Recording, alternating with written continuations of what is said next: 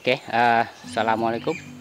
Hari ini kita akan sharekan video bagaimana cara nak menanam pandan dari awal sampai habis. Hari itu saya ada buat video tentang menanam pandan, tapi dia berakhir sampai saya habis tanam saja. So hari ini kita akan cover keseluruhan tentang pandan. Saya rasa ini adalah video yang lengkap tentang pandan. Kita akan cover tentang penyediaan tanah yang kita dah cover dulu, tapi kita buat ulang kaji.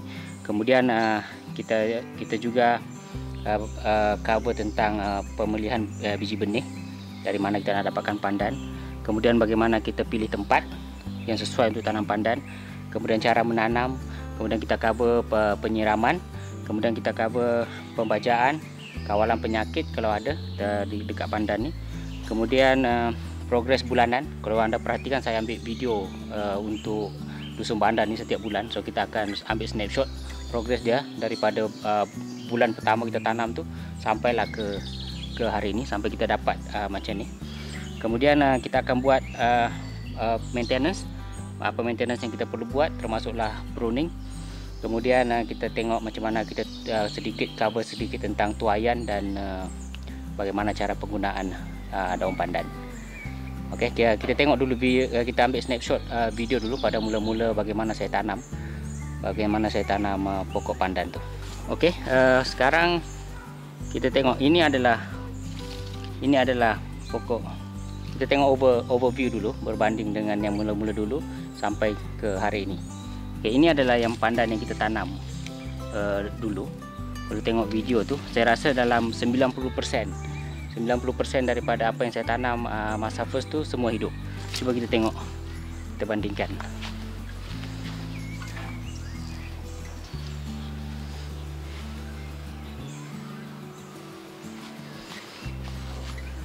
Tengok dekat dalam ni semuanya hidup, okay, dekat belakang tu pun, yang dulu kita tanam dekat belakang pun, so semuanya hidup. Yang dalam pasu pun, yang dalam ini pasu, so yang dalam pasu ni pun hidup juga. Okay, kita cover pemilihan biji benih. Satu, kita boleh beli daripada nursery, ataupun kalau kita dah ada pandan atau kawan-kawan yang ada pandan, kita boleh ambil satu contoh macam ni.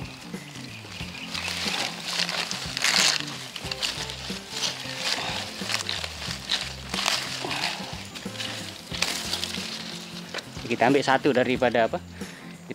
daripada tempat kawan atau benih-benih lain yang ada akar. Yang ini kita dah boleh tanam. Untuk penyediaan biji benih, first apa yang kita kena buat, kita kena buang daun-daun dia. The reason kita kena buang daun dia sebab kita tak nak dia kekurangan air. Kita buang daun dia. Ini adalah bentuk yang apa? Ini adalah bentuk yang biasa. Kalau kita tengok video orang buat tanam pandan, ini adalah bentuk yang biasa. Maksudnya semua daun kita buang sampai dekat ujung, dan dekat ujung kita buang pucuk daun saja. So kita masih ada lagi macam ni. Okay, kita ada akar yang sedikit. Okay. Dan salah satu cara lagi, kalau anda tak dah ambil tapi tak sempat tanam, is okay, boleh rendam dalam air sampai keluar akar-akar yang kecil-kecil. That one is better. Tapi tanam direct macam ni pun boleh. So penyediaan biji benih ada dua. Satu yang macam ni, which is ramai orang recommend. Tapi kalau anda tengok video saya yang first dulu, saya potong sampai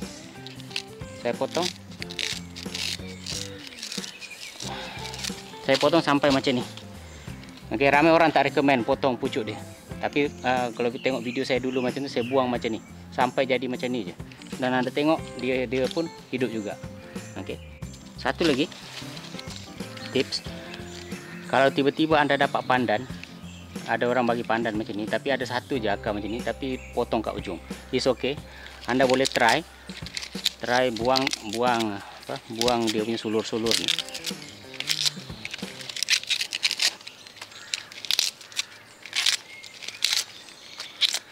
Buang dia punya sulur-sulur sampai jadi macam ni. Kan ada akar sedikit ni, anda rendam di dalam air. Kalau keluar akar kecil-kecil tu, maksudnya ini boleh ditanam lagi. Okey.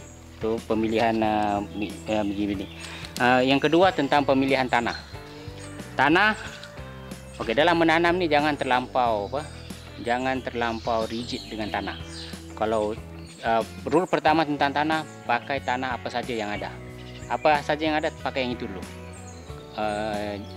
Kalau itu saja tanah yang anda ada. Kalau anda ada pilihan tentang tanah, pilih 50% tanah topsoil, lepas tu lagi 25% lagi tanah tanah kompos, lepas tu 25% lagi tanah pasir, gaul-gaul. Itu adalah tanah yang sesuai. Tapi rule of thumb dia, tanah kena gembur lah, tanah kena gembur. Tapi kalau anda ada hanya tanah liat dengan tanah pasir, campur je, itu pun tak apa. Kalau ada tanah liat saja, try campur dengan sekam padi ataupun daun-daun yang dah hancur. Okey. So yang penting anda bermula menanam, itu yang penting. Itu tentang pemilihan tanah. Tentang pemilihan kawasan, kena pilih kawasan yang terang. Ini adalah kawasan yang terang yang kena full dengan cahaya matahari. Tapi pandan pun boleh hidup dekat kawasan yang shaded. So tak ada masalah. Okey. Pemilihan mana-mana tempat yang ada, try je tanam pandan. Lepas tu yang kedua, yang seterusnya adalah cara menanam. Cara menanam, kalau kita tengok dalam video saya yang lepas, saya just ambil yang ni dan saya just cucuk dan tanam ke dalam tanah. Kemudian saya tanam ada banyak tempat, dan kalau anda tengok hasil dia hari ini, semua yang saya tanam dulu pada kali hari pertama tu semuanya about 90% hidup. Kemudian yang seterusnya penyiraman. Okey, penyiraman. Kalau boleh siram, sebab saya menggunakan irrigation sistem irrigation. Untuk pokok pandan ni, ini adalah drip irrigation saya. So saya setting dia setiap 30 minit. Untuk penyiraman saya setting dia setiap 30 minit. Setiap hari, setiap 24 jam dia akan on selama 30 minit. Kemudian tentang pembajaan pula, saya tak pakai sangat baja sebab saya masih ada sedikit lagi baja kimia. So saya akan hanya habiskan, itu pun dah dekat 2 tahun lebih, tak habis-habis lagi. Tapi so far sekarang saya tak pakai baja. Saya tak beli baja baru, tapi saya just habiskan baja yang lama. Tapi dalam masa yang sama, saya dah bertukar kepada sistem jadam. So untuk pembajaan saya cuma pakai JMS yang saya pasang yang saya siram setiap minggu, dan juga JLF, jadam JMS for jadam microbial solution. Saya ada video buat JMS. Kemudian JLF, jadam liquid fertilizer, saya pun ada video untuk buat JMS dengan JLS tu. Kemudian saya letak wood chip.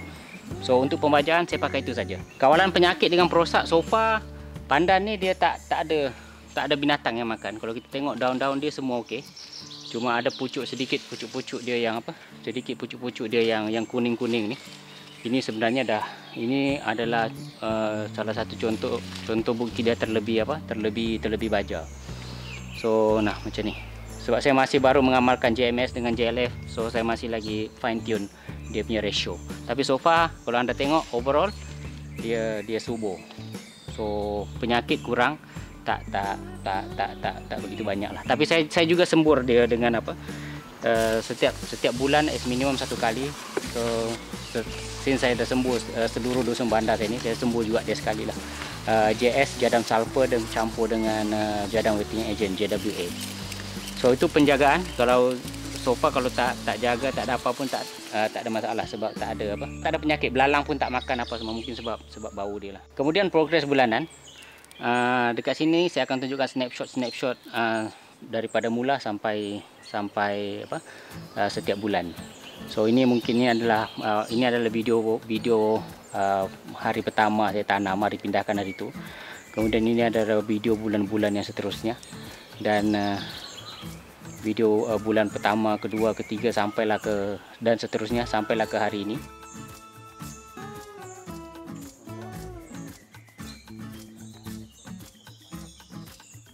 Dan ini adalah keadaan dan kondisi pokok pandan selepas beberapa bulan. Kemudian next, maintenance dengan pruning. Maintenance dengan pruning, weeding je lah yang nak kena buat. Tapi rumput pun tak banyak. Sebab dia memenuhi kawasan. Yang penting adalah pruning. Pruning maksudnya kita kena macam ni. Ini pun dah sampai waktu dah untuk pruning. Lepas ni saya akan pruning. Okay, so kita kena pruning sebab kita nak kurangkan. Sebab sebenarnya pokok pandan ni macam tengok, Yang depan, yang belakang tu tak pernah ambil pun. Yang ambil kat depan-depan ni je, tengok ni. Ini. Itu pun beberapa 2-3 helai je. Satu untuk pewangi kereta. Masa PKP ni lagilah kereta pun tak jalan. So pewangi kereta dengan buat nasi lemak. Tapi saya sebenarnya selalu untuk kegunaan lain juga. Saya juga selalu menggunakan ni untuk ikat. Jadi ikat dekat trellis. So saya ambil daun pandan ni.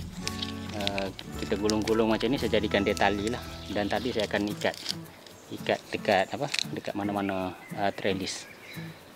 So bila kita ikat tu dia wangi.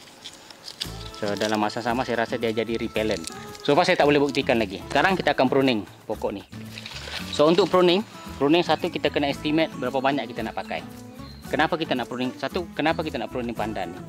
Kita nak pruning pandan ni sebab bila dia terlampau tebal macam ni, kita takut ada binatang liar dekat dalam ni. Kan ada ular apa semua. Saya spesies kalau ular ni saya geli dan takut. Jadi saya akan akan pastikan dia bersih lah. So itu satu. Yang kedua, kita tak nak over lah. Kita tak nak over sebab kita nak pokok pandan yang, sebab kalau dia banyak, daun dia kecil-kecil. Kan kalau dia sedikit, daun dia nanti dia akan jadi tebal, hitam dan besar macam ni. Okay, so sekarang kita pruning. Pruning yang pertama, kita nak buang anak-anak yang tak perlu. Untuk estimation keluarga saya hanya pakai dalam saya akan biarkan 1 atau 2, 3 pokok saja. Okey, saya akan biarkan 1 pokok untuk kegunaan, yang pokok yang kedua adalah untuk untuk standby, dan pokok yang ketiga saya always sediakan kalau ada orang datang nak minta benih. Yang ketiga tu saya simpan untuk bagi ke orang.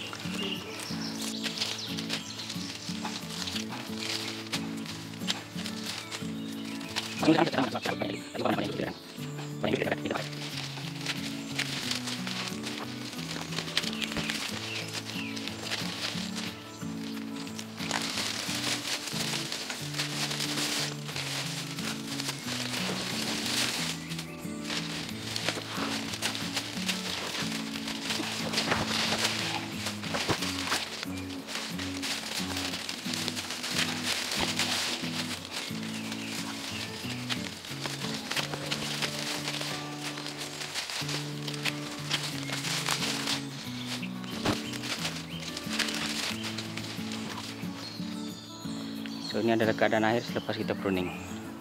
Saya tinggalkan beberapa pokok saja yang kita nak pakai. Dan satu lagi tips, apabila kita pruning, hasil daripada pruning ini ramai orang buang. Sebenarnya jangan buang. Hasil daripada pruning ini kita jadikan dia sungkupan dekat tempat yang asal.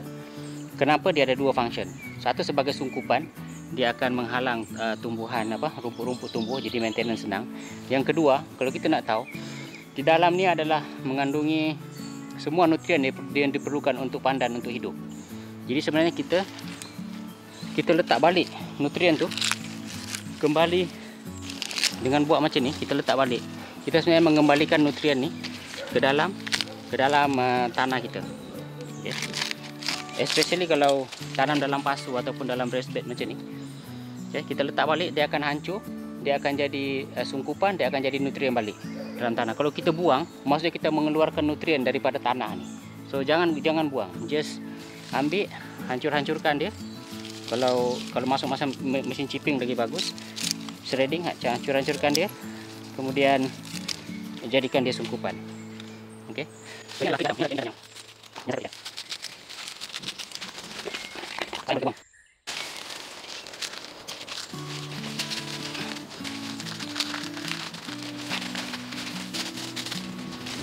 Oleh kerana hari nak hujan, kita nak buat cepat, saya just patahkan macam ni, ikat.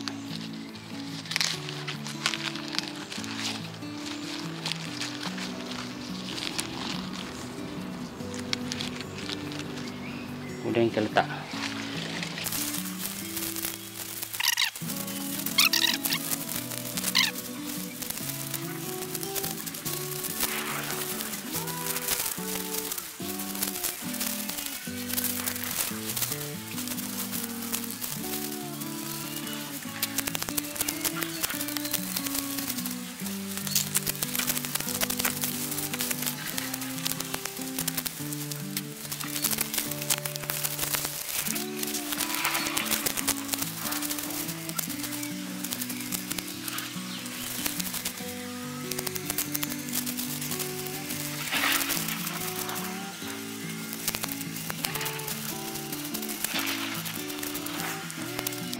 So ini adalah hasil akhir dia. Kalau kita tengok daun pandan kita tak buang, kita letak balik untuk mengembalikan nutrien. Dia akan hancur dan nutrien akan kembali ke dalam raised bed ni. So ini akan mengurangkan ataupun eliminate masalah leaching, nutrien leaching dalam kita punya pasu ataupun raised bed. So itu saja panduan lengkap saya menanam pandan, dan ini adalah bukti dan kaedah saya menanam pandan daripada awal sampai akhir, sampailah dia jadi pandan yang sampai dia jadi pandan yang sebesar ni dan selebat ni. Okey, tunggukan saya dah pruning jadi macam ni. Saya dah pruning jadi macam ni. So kita tunggukan lagi progres dia setiap bulan, bagaimana dia recover balik daripada selepas kita pruning, bagaimana dia membesar semula jadi pokok-pokok pandan yang lain.